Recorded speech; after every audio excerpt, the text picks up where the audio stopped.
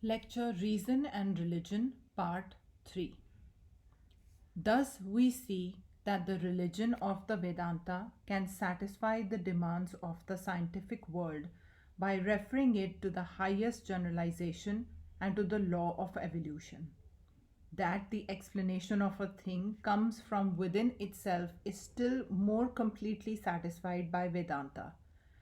The Brahma, the god of the Vedanta, has nothing outside of himself, nothing at all. All this indeed is He. He is in the universe. He is the universe Himself. Thou art the man, thou art the woman, thou art the young man walking in the pride of youth, thou art the old man tottering in his step. He is here. Him we see and feel, in Him we live and move and have our being. You have that conception in the New Testament. It is that idea, God immanent in the universe, the very essence, the heart, the soul of things. He manifests Himself, as it were, in this universe. You and I are little bits, little points, little channels, little expressions, all living inside of that infinite ocean of existence, knowledge, and bliss. The difference between man, between angels and man, between man and animals, between animals and plants, between plants and stones is not in kind, because everyone, from the highest angel to the lowest particle of matter, is but an expression of that one infinite ocean, and the difference is only in degree. I am a low manifestation. You may be a higher, but in both the materials are the same. You and I are both outlets of the same channel, and that is God. As such, your nature is God, and so is mine. You are of the nature of God by your birthright, so am I. You may be an angel of purity, and I may be the blackest of demons. Nevertheless, my birthright is that infinite ocean of existence, knowledge, and bliss. So is yours. You have manifested yourself more today. Wait, I will manifest myself more yet, for I have it all within me. No extraneous explanations is sought, none is asked for. The sum total of this whole universe is God Himself. Is God then matter? No, certainly not. For matter is that God perceived by the five senses, that God as perceived through the intellect is mind, and when the spirit sees, he is seen as spirit.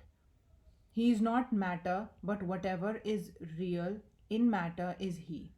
Whatever is real in this chair is He, for the chair requires two things to make it.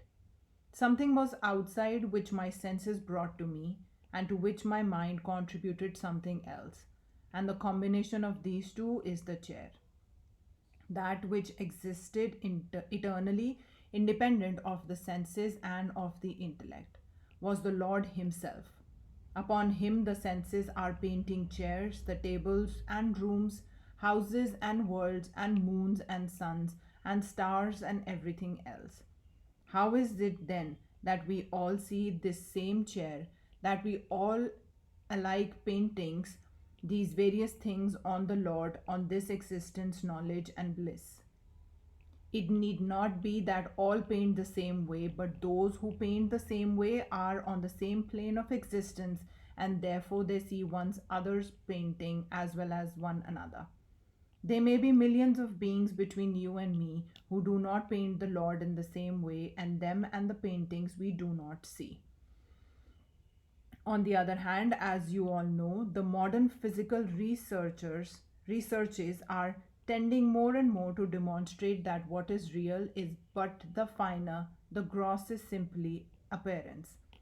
However that may be, we have seen that if any theory of religion can stand the test of modern reasoning, it is the Advaita, because it fulfills its two requirements. It is the highest generalization beyond even personality, generalizations which is common to every being. A generalization ending in the personal God can never be universal. For, first of all, to conceive of a personal God, we must say, He is all merciful, all God. But this world is a mixed thing, some good and some bad. We cut off what we like and generalize into a personal God. Just as you say a personal God is this and that, so you have also to say that he is not this and not that. And you will always find that the idea of a personal God has to carry with it a personal devil. That is how we clearly see the idea of a personal God is not a true generalization. We have to go beyond to the impersonal. In that the universe exists with all its joys and miseries, for whatever exists in it has all come from the impersonal. What sort of a God can he be to whom we attribute evil and other things? The idea is that both good and evil are different aspects or manifestations of the same thing. The idea that they were two was a very wrong idea from the first, and it has been the cause of a great deal of the misery in the world of ours. The idea that right and wrong are two separate things, cut and dried, independent of each other, that good and evil are two eternally separable and separate things. I should be very glad to see a man who could show me something which is good all the time, that something which is bad all the time. As if one could stand and gravely define some occurrences in this life of ours as good and good alone, and some which are bad and bad alone. That which is good today may be evil tomorrow. That which is bad today may be good tomorrow. What is good for me may be bad for you. The conclusion is that, like every other being, there is an evolution in good and evil too. There is something which, in its evolution, we call in one degree good and in another evil. The storm that kills my friend I call evil, but that may have saved the lives of hundreds of thousands of people by killing the bacilli in the air. They call it good, but I call it evil. So both good and evil belong to the relative world to phenomena. The impersonal God we propose is not a relative God. Therefore, it cannot be said that it is either good or bad, but that it is something beyond because it is neither good nor evil. Good, however, is the nearer manifestation of it than evil. What is the effect of accepting such an impersonal being and impersonal deity? What shall we gain? Will religion stand as a factor in human life, our consoler, our helper? What becomes of the desire of the human heart to pray for help to some being? That will all remain. The personal God will remain, but on a better basis. He has been mean to say there is a being entirely separate from this universe who has created. He has been strengthened by the impersonal. We have seen that without the impersonal, the personal cannot remain. If you mean to say that there is a being entirely separate from this universe who has created this universe just by his will, out of nothing, that cannot be proved. Such a state of things cannot be. But if we understand the idea of the impersonal, then the idea of the personal can remain there also. This universe in its various forms is but the various readings of the same impersonal. When we read it with the five senses, we call it the material world. If there be a being with more senses than five, he will read it as something else. If one of us gets the electrical sense, he will see the universe as something else again. There are various forms of that same oneness, of which all these various ideas of worlds are but various readings, and the personal God is the highest reading that can be attained to of that impersonal by the human intellect. So that the personal God is true as much as this chair is true, as much as this world is true, but no more.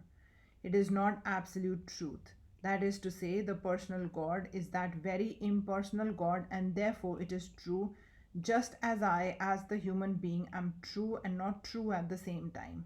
It is not true that I am what you see I am. You can satisfy yourself on that point. I am not the being that you take me to be. You can satisfy your reason as to that because light and various vibrations or conditions of the atmosphere and all sorts of motion inside me have contributed to my being looked upon as what I am by you. If any one of these conditions change, I am different again. You may satisfy yourself by taking a photograph of the same man under different conditions of light. So I am what I appear in relation to your senses. And yet, in spite of these facts, there is an unchangeable something of which all these are different states of existence, the impersonal me of which thousands of me are different persons. I was a child, I was young, I am getting older. Every day of my life, my body and thoughts are changing. And in spite of all these changes, the sum total of them constitutes a mass which is a constant quantity. That is the impersonal me, of which all these manifestations form, as it were, parts.